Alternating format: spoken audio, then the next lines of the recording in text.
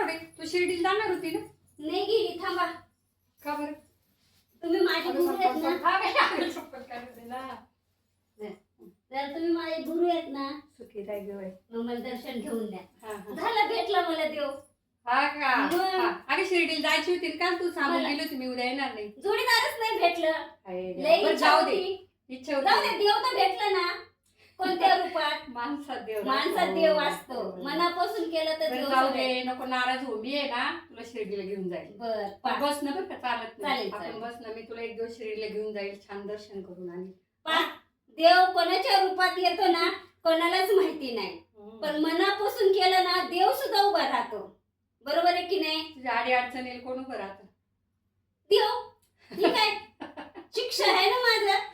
मग शिष्या मला म्हणता येत नाही, पण माफ करा.